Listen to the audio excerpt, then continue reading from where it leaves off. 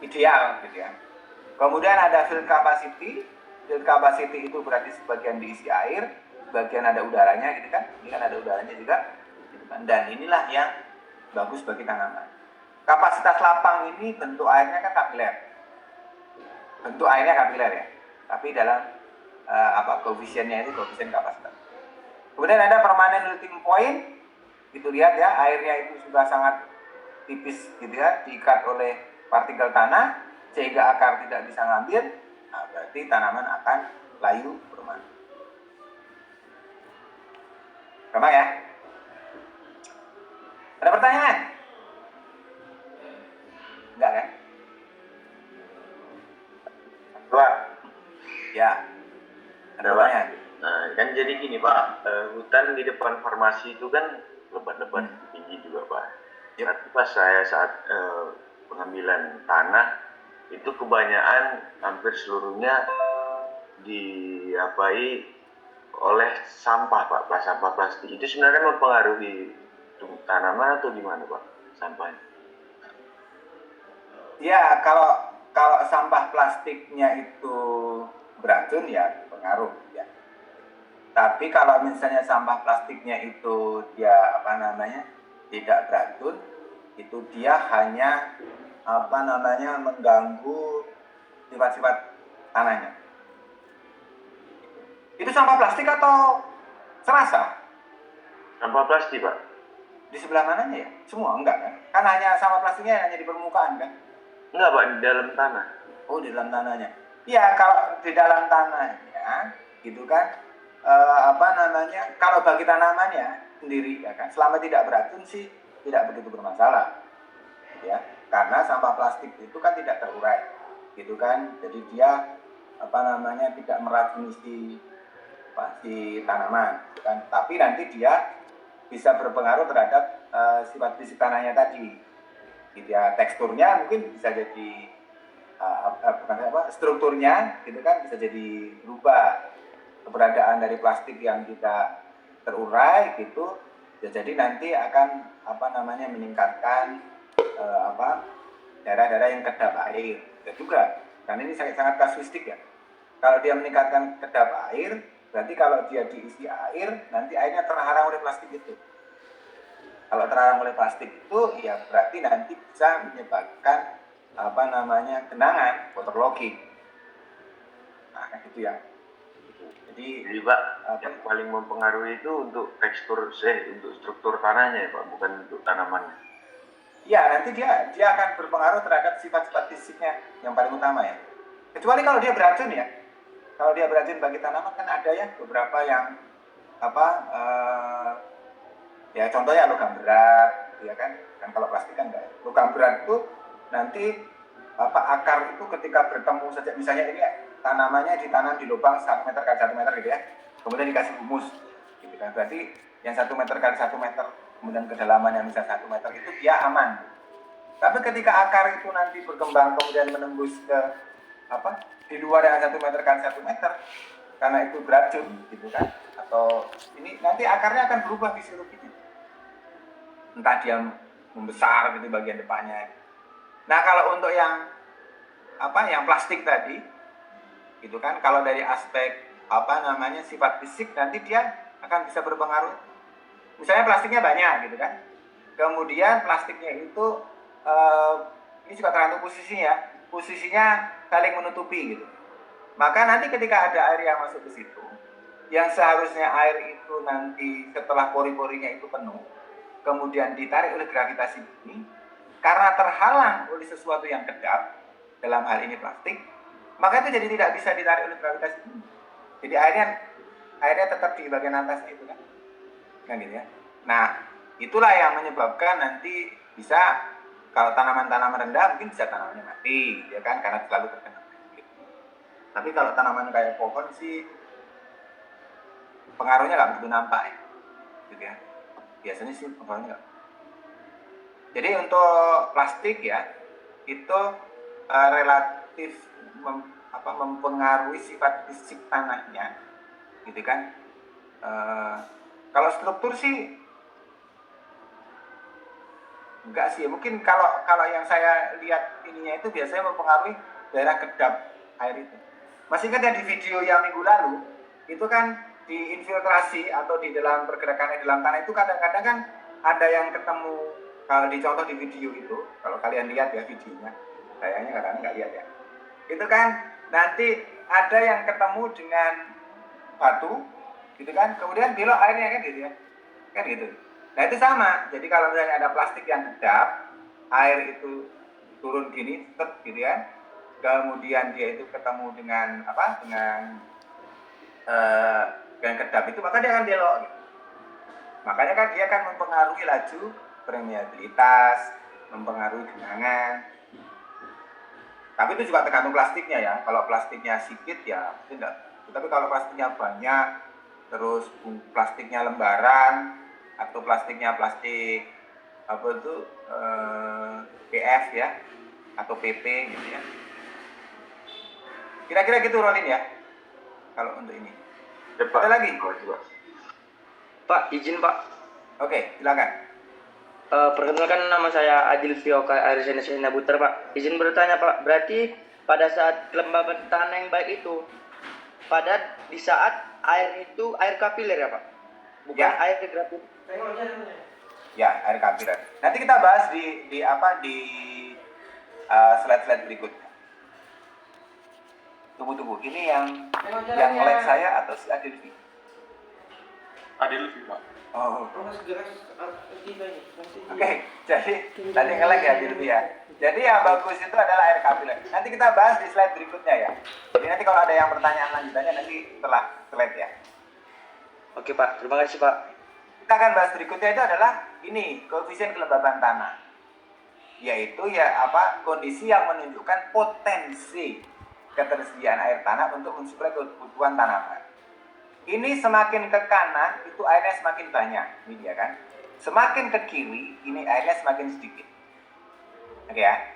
Nah, kalau airnya terlalu banyak, kemudian pori-porinya itu penuh air, gitu kan, maka tegangannya makin kecil.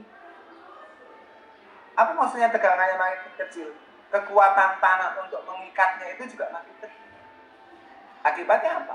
Akibatnya airnya ditarik oleh gravitasi. Ya kan?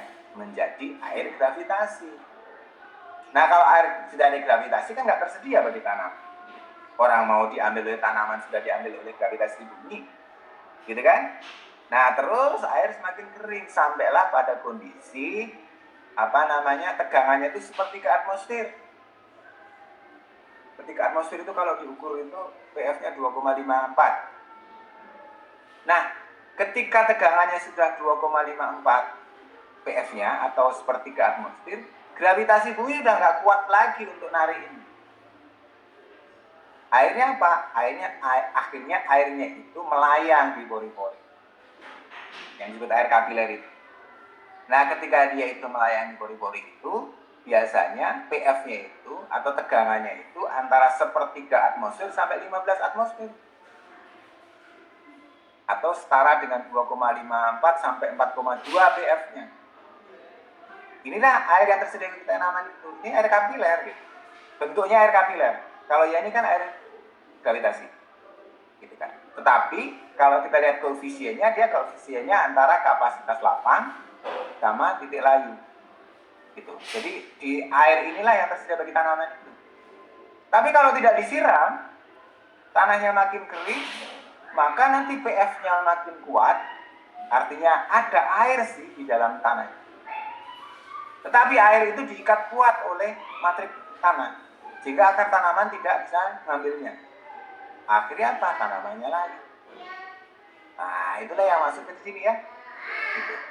Nah kalau sudah layu itu air tidak tersedia bagi tanaman. Toh kalau tanaman masih bisa ngambil, kurang gitu. Kalau butuhnya 2 gelas ternyata hanya tersedia 1 gelas. Makanya tanamannya layu kan. Nah kalau dibiarkan layu terus, gitu, maka nanti dia akan sampai kepada kondisi layu permanen.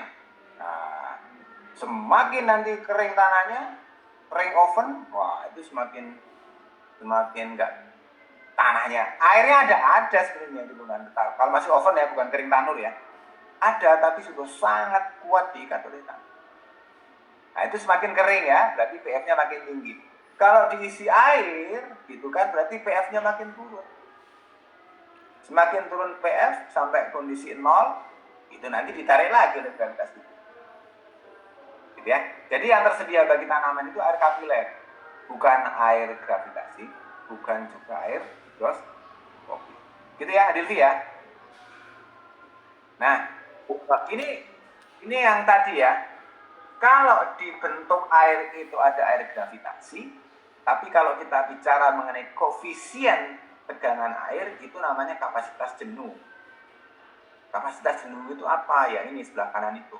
Ketika pori-porinya itu isi air, itu kan, air dalam ini ditarik oleh gravitasi, sehingga bentuknya air gravitasi. Tetapi kalau kita ukur pF-nya, dia kapasitas jenuh. Apa itu kapasitas jenuh? Jumlah air yang dibutuhkan untuk mengisi gitu ya, seluruh ruang pori di antara partikel-partikel tanah. Gitu ya. Kemudian tegangan di permukaan lapisan airnya itu mendekati 0 atau kurang dari inilah sepertiga atmosfer. Kurang sepertiga atmosfer. Karena kalau kurang dari sepertiga atmosfer itu artinya tanah itu tidak terlalu kuat untuk megang, itu nanti diambil dari gravitasi. Kayak tarik tambang lah. Siapa yang lebih kuat nahan, ya berarti dia akan mempertahankan itu kan. Dan ini air yang mengisi pori-pori makro ini nanti akan segera ditarik oleh gravitasi. Jadi kapasitas jenuh itu pokoknya kondisi ketika pori-porinya itu diisi penuh oleh air. Jadi kan sampai kira-kira sepertiga atmosfer ini ya. Jadi kalau sepertiga atmosfer itu sebenarnya sudah berhentilah gravitasi bumi itu naik airnya. Maka bisa lihat di gambar ini, ketika kita bicara water holding capacity-nya, maka inilah yang kapasitas jenuh itu. Nampak kan? Yang biru ini ya. Oh, pori-porinya semuanya diisi air. Berarti kalau diisi pori air, berarti kekuatan tanah untuk mengikat ini sedikit. Karena sedikit menang gravitasinya. Karena menang gravitasinya, maka air ditarik oleh gravitasi. Nah, ini air tidak tersedia bagi tanaman. Nah, kemudian ada kapasitas lapang dari pertanyaan ini. Ini adalah kapasitas penambahan kelembaban yang efektif, di mana kondisi pori-pori itu mulai pori makronya itu sudah diisi udara, pori mikronya diisi air gitu kan. Kemudian tegangan air dan udara itu meningkat sehingga lebih besar daripada gravitasi. Akibatnya gravitasi tidak lagi mampu untuk menarik air itu. Dan inilah kondisi di mana air ini bagus atau optimum untuk tanaman. Gitu ya. Kalau kita lihat di dalam gambar ini, gitu ya, yang penuh ini namanya adalah saturasi, kapasitas jenuh. Yang ini ada udaranya, ini sebenarnya kalau di zoom nanti kan ada udaranya ya, ada titik-titik warna putihnya. Ini adalah kapasitas lapang. Nanti kalau ini sudah diisi udara, airnya itu tinggal nempel di partikel, itu namanya titik layu. Nanti bisa dicek pada saat kalian ngecek slide-nya yang saya bagikan. Di sebelah kanan itu kan kondisinya begini. Yang A ini defisit air. Kalau defisit air itu kira-kira masuk ke permanent wilting point atau wilting point. Itu kalau dibiarkan saja ini nanti tanamannya bisa lagi. Yang ini ya, warnanya kan lebih terang ya. Yang B ini adalah kelembaban pada kondisi kapasitas lapang. Gitu, ini bagus gitu. Tidak ada genangan, gitu kan? Juga tidak kering tanahnya. Inilah nanti yang akan dipakai oleh tanaman itu. Yang C itu ada genangan sebagian gitu. Kalau kaitannya dengan pertanyaan Colin tadi ya, gitu ya. Itu berarti ada tempat-tempat tertentu yang dia itu kedap. Sehingga air itu belum bisa nyampe ke bawah. Nah, kemudian di sebelah kanan ini adalah continuous waterlogging. Continuous waterlogging itu berarti kan genangan yang lama. Nah, kalau genangan yang lama bisa jadi karena bawahnya ada kedap air. Misalnya, kita lupa bolongin potnya. Ya, kita lupa bolongin pot. Nah, yang ini itu kapasitas jenuh. Yang ini kapasitas lapang. Yang ini kira-kira masuk ke mikroskop. Gitu ya. Airnya. Atau titik layu. Gitu ya. Nampak ya? Ini ya. Tergambar ya.